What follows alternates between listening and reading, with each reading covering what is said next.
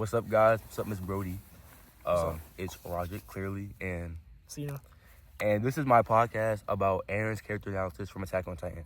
So basically, I chose Attack on Titan because in that show, none of the characters are like poorly written, and there's no like one-dimensional characters in the show. Everybody's pretty in depth. There's like a lot of character development that occurs. A lot of nuance. And none of the characters are like stuck in their ways or stubborn. They all develop in some way, or they improve, or they change in some way. 'Cause a lot happens in the story. In both directions. Good bad, to bad, bad to good.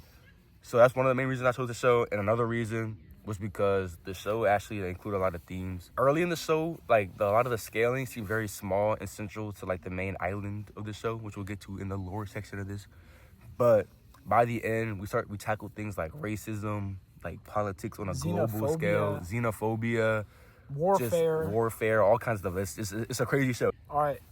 We start off, right, in the island of Paradis. They don't know that, obviously. They don't know that yet. Their entire world exists within these three walls, while Rose, Maria, and Cena.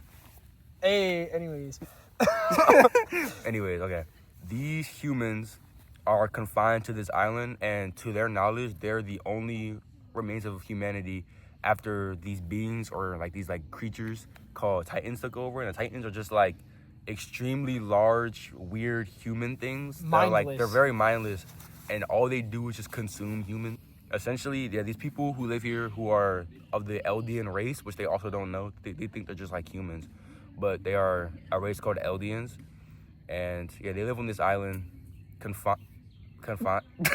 And outside of the island, there are obviously just a lot more humanity. Actually, humanity's doing fine off the island. You have the main continent though, Marley. Pretty much the entire world is band together because 2,000 years ago, the Eldians could control the Titans, right? They had like power of the 9 Titans where they could transform, and they caused havoc across the world 2,000 years ago. And they were like pushed to this island and confined. And, and they took a vow like, we won't bother you, just let us be on our island. But if you do bother us on this island, we're going to unleash the rumbling. And basically, the walls that are on the island of Paradis are made of Titans, like the colossal Titans, which are like they're gigantic. The height of the Washington Monument height. Like they're crazy big. There's like 10 million of them that comprise the walls. Exactly. So essentially, the king 2,000 years ago was like, "We're gonna go on this island. Do not harm us, or we will unleash this catastrophic cataclysm across the globe." Right. Mm-hmm. So they existed in peace for a while. But pretty much the Marleyans were converting Eldians into Titans and sending them to the island to kill them. Exactly. This is where our main character, Eren, comes in. Exactly. Because something tragic. In the beginning of the story, Eren is very I don't know what the word is. He's very rambunctious. That's a good word. He's very rambunctious. He's very supportive of all like the activities going on the island, especially with the Scout Regiment, who are a very important group of people. Basically, the Scout Regiment are like a wing of the Paradis military force that go outside of the walls to like just explore and see what's out there, and occasionally, kill Titans and such. The show starts when he's a kid and ends when he's like in his 20s. So pretty much his best friend Armin was like, I heard outside the walls, because that's their entire existence is in the walls. Exactly. He's like, there's oceans, and they're just describing all these great natural phenomena. Which they can never see. And it like just a desire to explore the outside world. And he hates the Titans. They ate his mom. They did eat his mom. They ate his mom. That's one of the first major events in his life that kind of changed his outlook on things. 'Cause I feel like originally, Eren was what he was out of pure excitement and like it was like curiosity early on, right? When Armin was telling him these things, he just wanted to see, he wanted to see the sea, he wanted to see the oceans, he wanted to see all these other things.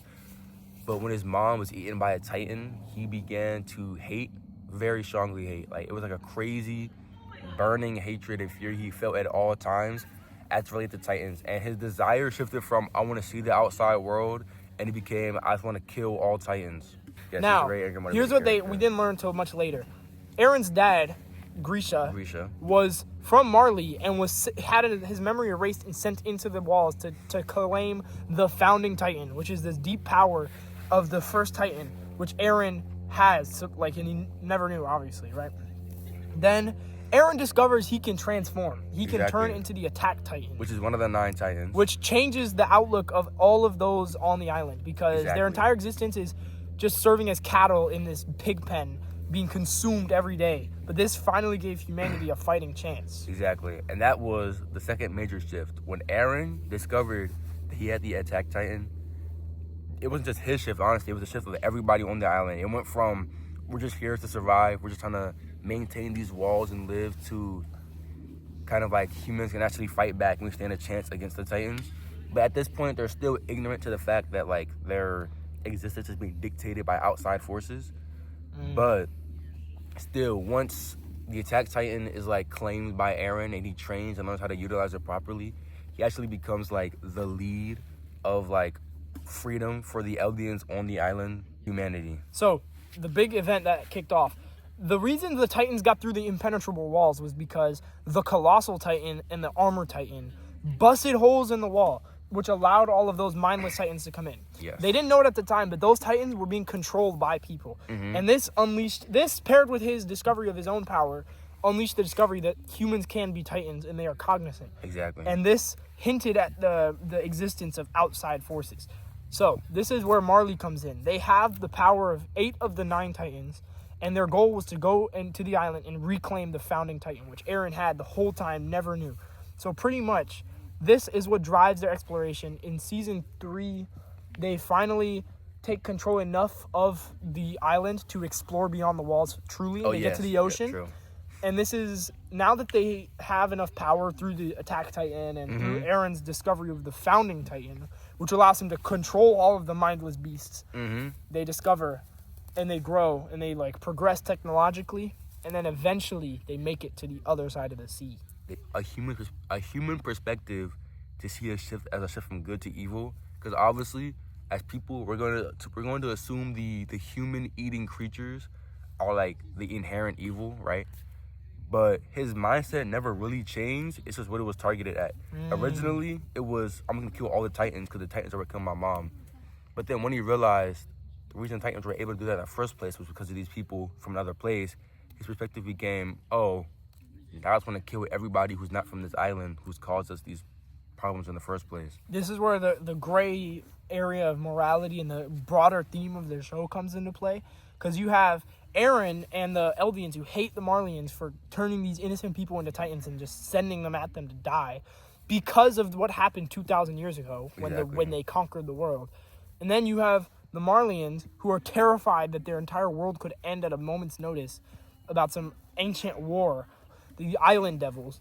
And the Island Devils are like, we're ignorant to everything. We just want to survive. So we're going to fight back. Both sides had their reasonings for doing things, and you can see the justifications that both sides would have for the actions that they would do. For example, obviously, the Marleyans, they don't want to see their entire world wiped out because they understand that the rumbling is a thing. It's not like a secret. Like, they already know if they wanted to, the Founding Titan, whoever has the Founding Titan's power, could unleash the rumbling and basically wipe out all of humanity outside of Parody. And then the people on Parody, they just want to be integrated into society because they've always, for the past, 200 years, have been restricted to this island. They go to Marley and they're undercover, right? They learn that they have Eldians in internment camps and that they're treated like island devils. And the very same Colossal and Armor Titans that busted the walls, which led to Eren's mom's subsequent consumption, they didn't want to do that. They were forced on this mission to go. Exactly. Because they were of the same race and they were sent in order to redeem their race by like completing this mission. Yeah, which is another factor that adds depth to the entire dynamic between, those people from Marley who have the Titans.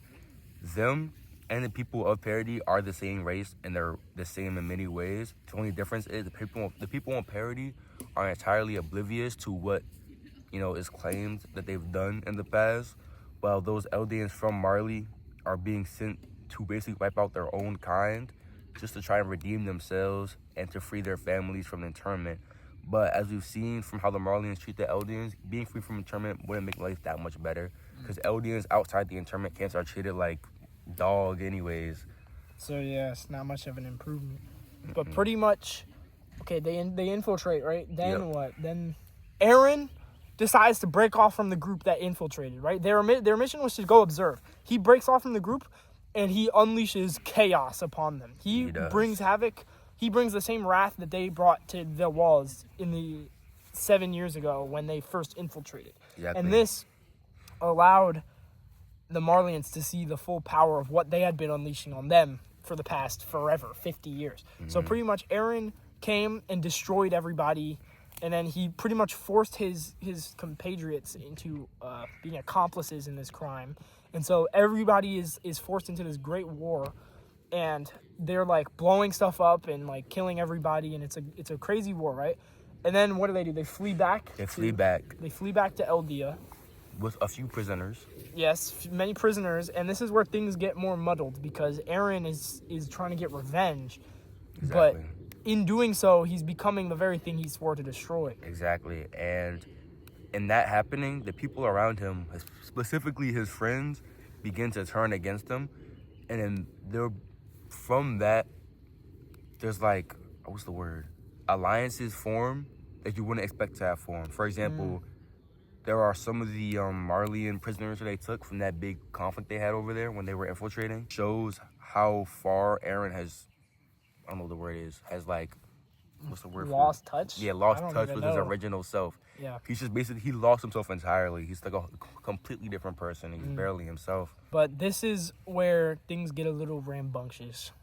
Diabolical. So pretty much... Why does he do the rumbling, bro? He's just like... He just wanted to do it, honestly. He just wanted to do it. So pretty much he's like, okay, I'm going to kill everybody outside the walls for what they've done. And the only way to end the cycle of violence is to just make sure there's nobody left but us on the island, right? Eren decides to unleash the rumbling and tramples 80% of the world. Yes, no, not an exaggeration. 80% of the world. And he acknowledges his deeds, and he's like actually very torn up about it. He's very torn up. There's a scene where while he was infiltrating Marley, he was talking to a kid, and he saved that kid, and Eren like breaks down into tears, and he's saying, "I'm sorry." But he never explains exactly why. He just says he's sorry, and then obviously we see why, because then it shows that same kid being trampled during the rumbling. 80% of the world dies before he's eventually stopped, and he assumes this massive Titan form where he's just trampling everything alongside his horde of millions of Titans. And eventually Mikasa and Armin stop him, and he gets decapitated by the girl who's always vowed to protect him, right? So he's dead. The rumbling stops. Only 20% of the world is saved. And then Eren and Armin go into this, like, pocket. Like, they go deep into Eren's psyche, and they literally talk in his brain. And he's like, pretty much, it was all predetermined because one part of the Attack Titan is that it can see... It's so crazy. It can see the memories of the past and future simultaneously of all the previous users. He did admit he had his own selfish motives. Like, I wanted to kill anyone every way because I hated what they did. Mm-hmm. So he had a deep part of him that just wanted to do it. But he, in the end of the day, let himself be stopped so that Eldia and Marley could coexist as, like, you know, the saviors of humanity, which was a crazy twist in the end. Still did commit insane mass levels genocide like, of bro, almost the entire human race, but it was diabolical. It was bad, literally. Like, it started off from something so small, so personal, and then it just grew in scale, and eventually his motives became darker and darker and more selfish. That's another thing. Early on in the show, he was so unwilling to kill people or allow others to be killed, as more and more people around him would die. And it just shows how far he had, I don't even know, changed from his original self, bro. Seriously. And, like, it's just crazy. It all starts off small scale, like, you know, a single island inside the walls, existential threat, to them becoming the existential threat that the rest of humanity hates. And how they, like, played into the stereotypes that the rest of the world had for them, and how they formed, like, unlikely alliances with the other side, and how, like, nothing was really set in stone. They weren't, like, diehard enemies. They eventually came together, and humanity itself had to stop this massive threat. So I guess Eren became the villain. As I was saying, making your world smaller doesn't make it any less violent. So, like, the fighting would have still continued. They would have never learned anything. History would have gotten erased, and you can't learn from history that doesn't exist anymore. So, That might be it. That is the evolution of Eren Yeager. Pretty tough. Okay. Pretty cool. Bye, Peace. guys.